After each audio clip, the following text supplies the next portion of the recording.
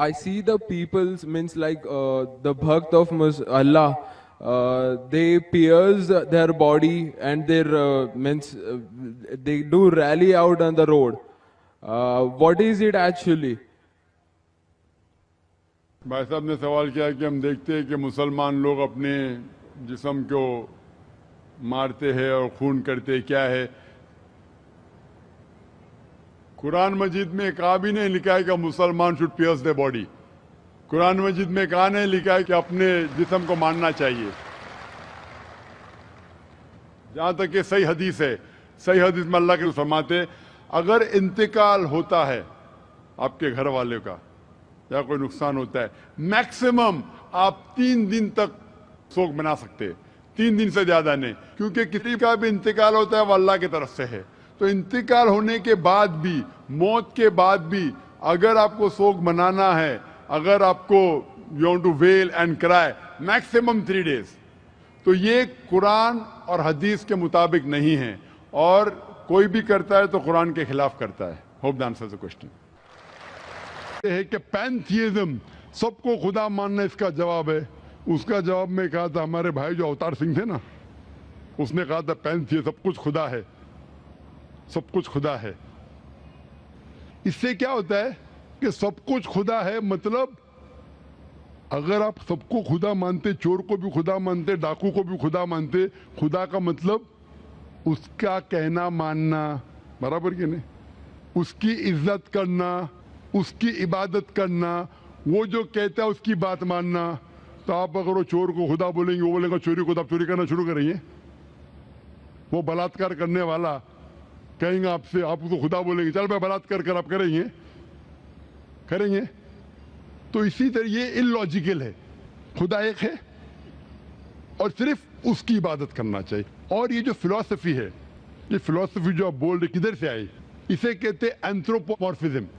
क्या कहते हैं? एंथ्रोपोमॉर्फिज्म, मतलब गॉड ने हर चीज की शक्ल हासिल की, और इसके अंदर एक फिलॉसफी है कि खुदा इतना पाक, इतना नेक, वो जानता नहीं कि किस तरीके से इंसान को तकलीफ होती है।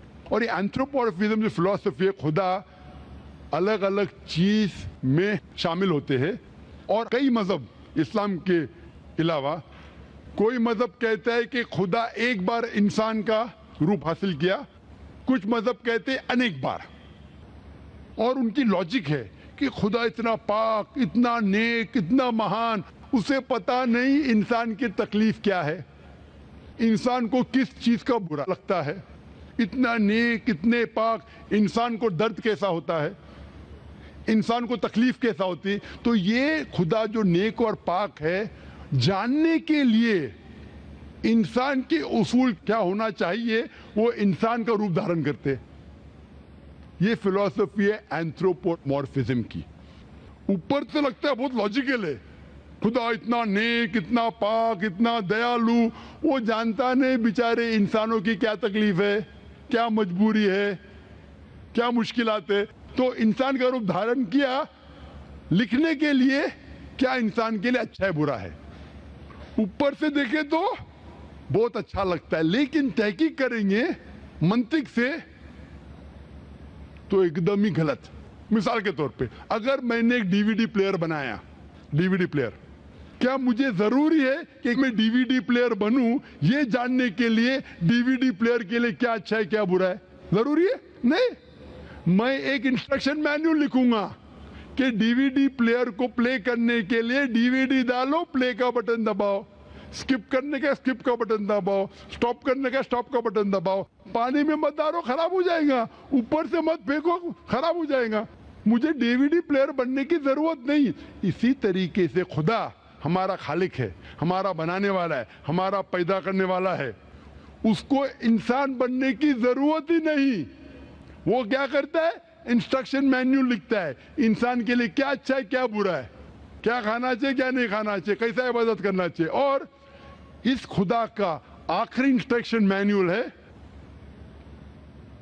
कुरान। इस ईश्वर, इस भगवान, इस अल्लाह, इस खुदा का आखिरी इंस्ट्रक्शन मैन्युअल है कुरान। इस कुरान मजीद में लिखा है आपके लिए क्या अच्छा है क्या बुरा है। किस तरीके से जानवर से अच्छा बर्ताव करना चाहिए, किस तरीके से भाईचारा बढ़ना चाहिए, किस तरीके से गरीबों की मदद करना चाहिए, सब लिखा है इसमें। खुदा को खुद इंसान बनने की जरूरत नहीं, क्योंकि वो हमारा खालिक है, हमारा मालिक है। तो इसीलिए ये पैंथियज्म फिलॉसफी इज टोटली रॉन्ग। और वेद में किधर नहीं लिखा है, आप जाएंगे दूसरी किताबों में लिखा है, आप अगर देखेंगे मेरी कैसेट हिंदुइज्म एंड इस्लाम पे, लेकिन वो किताबें वेद से ऊंची नहीं है। वेद में सिर्फ लिखा है तौहीद के बारे में, एक खुदा के बारे में, एक कम सत्य विप्रा बहुधा वेदांते, खुदा एक है, उसको नाम अलग दे सकते हैं आप, लेकिन खुदा एक है, उसकी सिफत आप बयान कर सकते हैं। और वो एक खुदा है न तस्य प्रतिमास्ति, उसका कोई अक्स नहीं है, ना कोई पिक्चर है, ना कोई पेंटिंग है, ना कोई मूर्ति है, ना कोई स्टैच्यू है। Hope that answers the question. खातून में कोई नॉन मुस्लिम हो तो सवाल कीजिए। यस, अस्सलाम वालेकुम। मैं इकरा इंग्लिश स्कूल धापोड़ी पुणे से हूँ। वो एक इस्लामिक स्कूल है। मैं वहाँ 7 साल से पढ़ा रही हूँ एज अ टीचर। एंड सब मुसलमान बच्चे प्लस उसमें क्रिश्चियनिटी है, हिंदू है, सब टाइप के बच्चे वहाँ पढ़ रहे हैं। उसमें एक ख़ास बात मुसलमान लोगों को मैं कहना चाहती हूँ कि उन लोग में इतनी तो इंसानियत है कि उन्होंने कभी भेदभाव नहीं किए। आज वो स्लम एरिया है, लेकिन वो स्लम एरिया होते हुए भी कुछ मेंबर्स सब मुसलमान हैं, लेकिन वो लोग जितना आदर भाव से सम्मान दोनों लोगों को दे रहे हैं, उसके लिए मैं वो तारीफ करना चाहती हूँ। वो बात ठीक है, लेकिन सर आपके लिए मेरा एक सवाल ये है कि आपके इतने फॉलोवर्स हैं, आज वो दिख कर आ रहा है जो फॉलोवर्स है, तो आप प्लीज़ आपसे रिक्वेस्ट है कि पीस टीवी चैनल से आपके बातें हमारे तक पहुंच रही है, तो आप प्लीज़ हमारे लिए सही न्यूज़ चैनल का बंदोबस्त करिए। वो भी please sir, 1 minute, I want 1 minute मोर। बहुत दिन से लाइन लगाकर बहुत सवाल थे, लेकिन I am doing very short.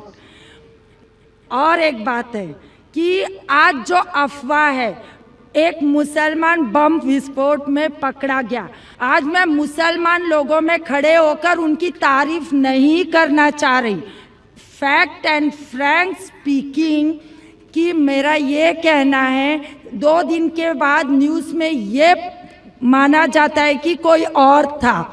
ठीक है, आप लोगों से, आपसे ये चाहती हूँ कि आप हमारे तक सही न्यूज़ पहुंचाने की कोशिश करिए कि आपके चाहने वाले काफ़ी हैं। मैं पूना में भी आपका प्रोग्राम देख चुकी हूँ, आपके बहुत फॉलोवर्स हैं। मैं 7 इयर्स से इकरा इंग्लिश स्कूल में पढ़ा रही हूँ। बहुत सारी मिसअंडरस्टैंडिंग थी, लेकिन अल्हम्दुलिल्लाह सब दूर हो गई। आज मैं सब दुआ जानती हूँ। आई एम फ्रॉम अ ब्राह्मण family, but I don't want to take a time, so I thank Iqra English school Dhapudi Pune, जो वो गरीब लोग आज इतना काम कर रहे हैं, वो मुझे उनको थैंक्स कहना चाहती हूँ बस। Okay, thank you very much. बहन ने अच्छा सवाल पूछा है। सवाल के पहले ये कहा कि वो एक इस्लामिक इकरा स्कूल में पढ़ाती है, टीचर है दापोली पूना में, और वहाँ के मुसलमान बच्चे, हिंदू बच्चे, क्रिश्चियन बच्चे हैं, लेकिन मुसलमान बच्चे आपस में भेदभाव नहीं करते, जात पात में नहीं मानते। बिल्कुल अच्छी बात है, अल्हम्दुलिल्लाह। बहन का सवाल है कि मेरे मानने वाले बहुत है, ये मैं नहीं जानता हूँ, अल्लाह सुब्हाना व तआला का करम है। जैसा मैंने कहा कि मैं नाचीज़ हूँ, मैं कोशिश करता हूँ कि इस्लाम का पैगाम फैलाऊँ, और इस्लाम के पैगाम के वजह से माशाअल्लाह कई लोग माशाअल्लाह इस पैगाम को सुनते हैं। लेकिन जब भी जिसके भी फॉलोअर्स बढ़ते हैं, उसके दुश्मन भी बढ़ते हैं साथ साथ। और हम जानते हैं कि दुनिया में सबसे ज़्यादा माना हुआ शख्स, सबसे बेहतरीन इंसान इस दुनिया में मोहम्मद सल्लल्लाहु अलैहि वसल्लम, इसमें कोई शक नहीं, मोहम्मद सल्लल्लाहु अलैहि वसल्लम। लेकिन सबसे ज्यादा किताबें अगर कोई शख्स के खिलाफ लिखी गई है वो मोहम्मद सल्लल्लाहु अलैहि वसल्लम के खिलाफ।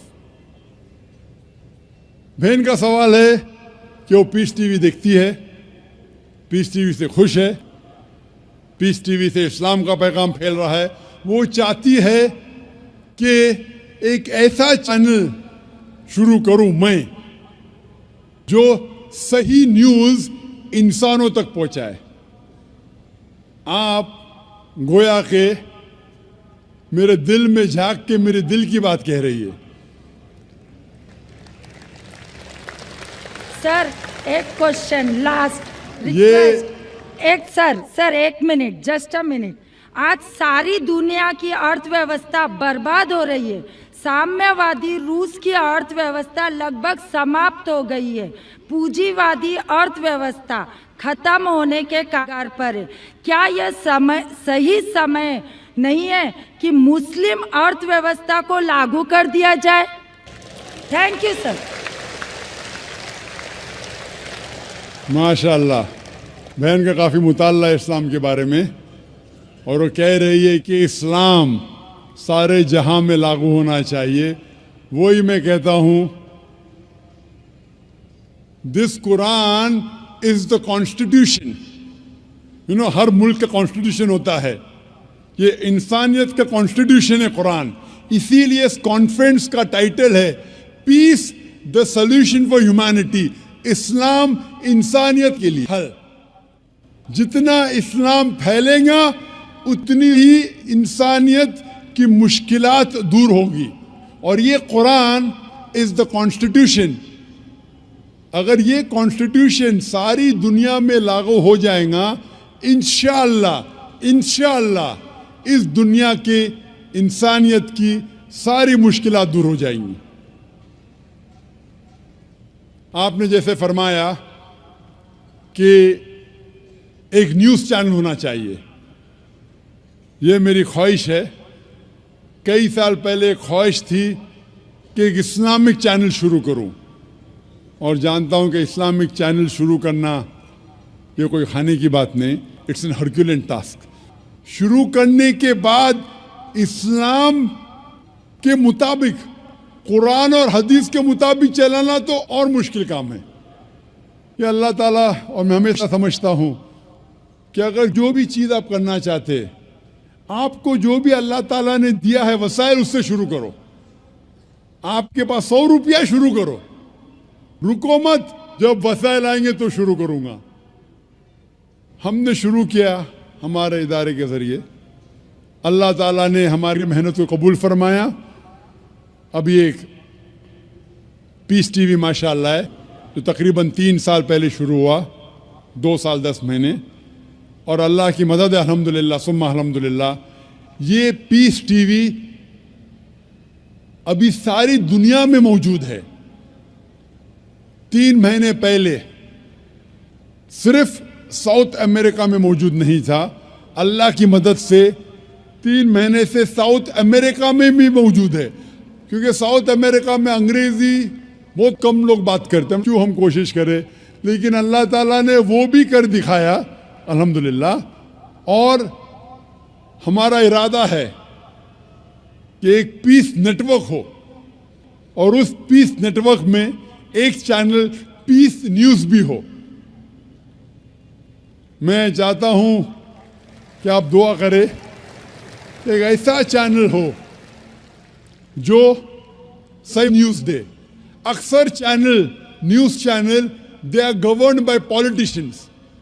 जो न्यूज़ चैनल की आमदनी है, they behave like groups supporting political parties और डिफरेंट व्यू पॉइंट्स। कोई भी चैनल लो आप, उनकी जो आमदनी है वो एडवर्टीजमेंट नहीं है, दे आर प्रेशर ग्रुप्स। और मैं जानता हूं, जैसे मैं तकरीर में कहा था, इस टेररिज्म मुस्लिम मोनोपोली, क्या आतंकवाद मुसलमान की विरासत है, पूना में आपने सुना होगा। और मैंने कहा था कि मेरे नज़दीक ये पॉलिटिशियंस है जो मेन जिम्मेदार है आतंकवाद के, और एक न्यूज चैनल कायम करना विदाउट पॉलिटिकल सपोर्ट। मैं नहीं जानता कोई न्यूज चैनल आज है जो पॉलिटिकल सपोर्ट के बिना चल रहा है। न्यूज चैनल कायम करना बहुत मुश्किल है।